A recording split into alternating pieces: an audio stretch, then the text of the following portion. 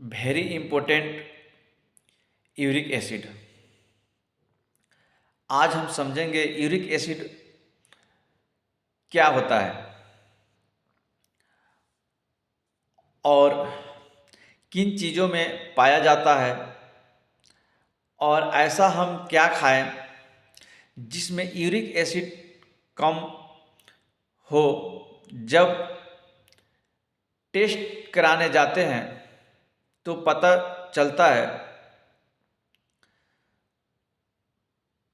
तो बात करते भी हैं तो छोटे ज्वाइंट है उसमें दर्द है तो दिमाग में चलता है कि यूरिक एसिड ज़्यादा तो नहीं है। यूरिक एसिड ज़्यादा होने के हाइपर यूरिकसेमिया बोलते हैं। यूरिक एसिड हमारे शरीर में 6 मिली पर मीटर से कम होता है। किसी का यूरिक एसिड चेक करने से 6 से ज़्यादा आ रहा है, यानी 7 के ऊपर आने वाले यूरिक एसिड को हम लोग बोलने लगते हैं क्या हाइपर यूरिसेमिया। जब यूरिक एसिड ज़्यादा हो जाता है तो यूरिक एसिड ज़्यादा होता है तो ब्लड में यूरिक एसिड ज़्यादा हो जाता है तो जो छोटा ज्वाइंट में जाकर चिपक जाते हैं और चिपकने से विशेष प्रकार के दर्द और बीमारी बदलने लगता है जिसको कहा जाता है गाउटी अर्थराइटिस।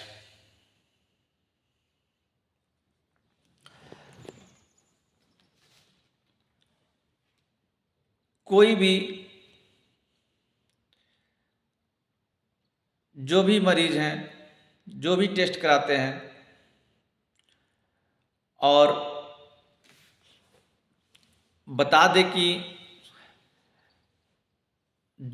जो लाल हो रहा है सूज गया हो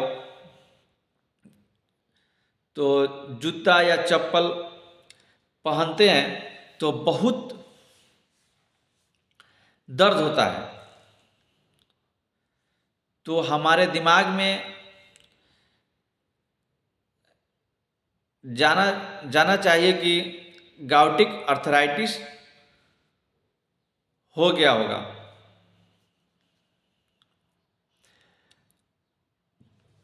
अब जानेंगे कि यूरिक एसिड होता क्या है,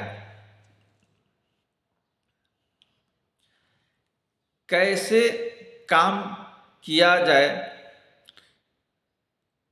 कौन सी खाने में यूरिक एसिड ज़्यादा होता है। यह नेचुरल बाई प्रोडक्ट है। कुछ ऐसा खाना खाते हैं जो खाना खाने के बाद ब्रेक होता है, ब्रेक होकर ऑब्जर्व होकर ब्लड में आता है और ब्रेक डाउन होता है। जब ब्रेक डाउन होता है उस जगह को प्यूरिंग कहते हैं।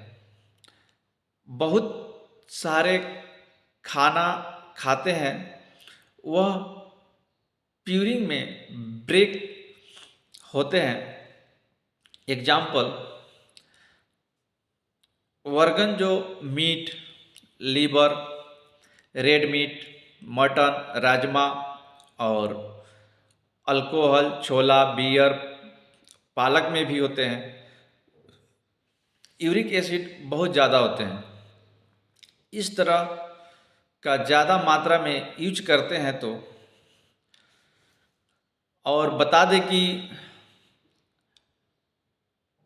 मशरूम जो हमारे मार्केट में भी मिलते हैं, फास्ट फूड भी जैसे बर्गर, पिज़्ज़ा, जो भी सोडा से बना होता है उसमें भी बहुत ज़्यादा होता है। आइसक्रीम में भी ज़्यादा होता है। Red gravy and white gravy, इसमें भी ज़्यादा होता है। हम लोगों को जो बाहर के चीज़ को अवॉइड करना पड़ेगा और करना चाहिए। करेंगे तो जब हम उतना खाएंगे ही नहीं तो ब्रेक नहीं होंगे, तो धीरे धीरे कम हो जाएगा और कम मात्रा में हमारे पेशाब के द्वारा निकलता रहेगा। तो हाइपर यूरिसीमिया या गाउटिक आर्थराइटिस के बीमारी से बचेंगे तो नहीं होगा।